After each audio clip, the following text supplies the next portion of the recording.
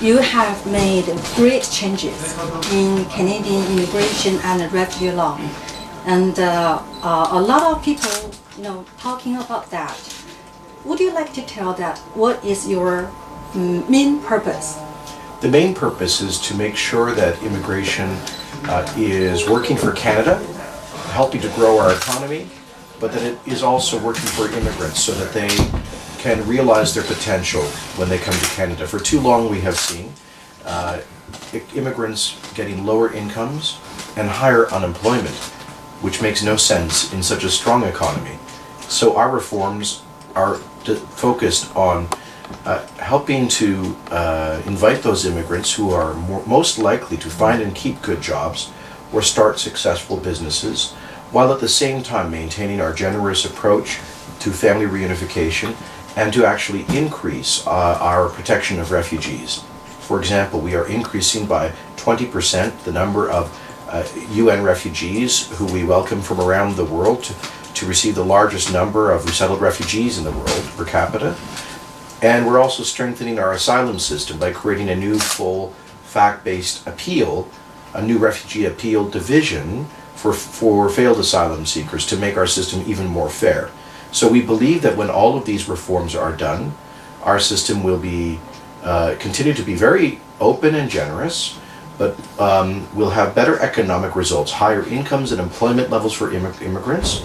It will be faster and more flexible, and will strengthen public support for our world leadership in immigration, because Canada is receiving the highest per capita level of immigrants in the developed world, the highest sustained levels of immigration in Canadian history. If we want to maintain public support for that, we need to demonstrate that immigration is advancing Canada's economy and that our system is well managed. Mm-hmm. Yeah, and we know that China has the largest number of people, but no citizen. Citizenship has its own meaning. What's the meaning of Canadian citizenship? Well, Canadian citizenship means full and active membership in our Canadian political community.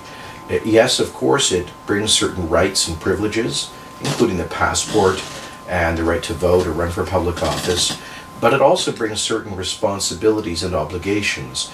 The responsibility to be loyal to Canada above all other countries, the responsibility to serve our country in ways that one is called upon to do, and the responsibility to be an active and responsible member of the political society, to vote, to contribute, to pay your taxes, to respect our laws. And so we are trying to strengthen our citizenship program. I think perhaps a small minority of people were seeking to abuse the value of Canadian citizenship, not actually complying with the very modest legal requirements we have of citizens. That's why we're going after a small number who have fraudulently obtained their citizenship, and ensuring that new citizens have at least a basic ability to get by in one of our two languages, and that they have a good knowledge of Canada, its values, symbols, history, and institutions. So citizenship isn't some status of convenience for people who want a passport, or people who want to benefit from Canada's generous social programs. It is a mutual obligation between Canada and the citizens, and that's why we're strengthening the whole citizenship process. We are ambitious for new Canadian citizens to succeed. We want them to integrate and be full participating members of our society, to realize their potential, and for that to happen, they need the basic equipment, including some ability to speak English or French, and some ability and some basic knowledge of Canada. Yeah. And we have a large number of Chinese immigrants in Canada too. China, of course, is a different social system. What should Chinese new immigrants learn as soon as possible when they came to Canada? They should, focus on learning English in most parts of Canada, or French, because that's the single most important factor in succeeding economically.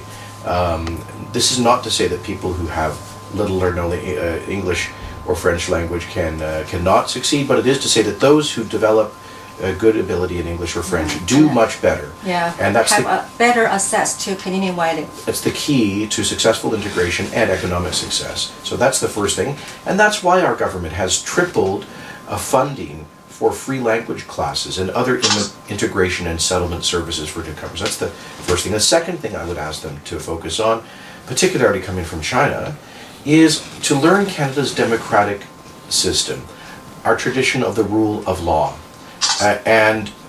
Because people coming from People's Republic of China do not have first-hand experience with a democratic system. They need to understand that in becoming Canadian citizens, they get to choose who the government is. That they have a responsibility to know what the issues are and to be active participants in their society. Learning about Canada, its history, its democratic values, I think is very important. Okay, thank you.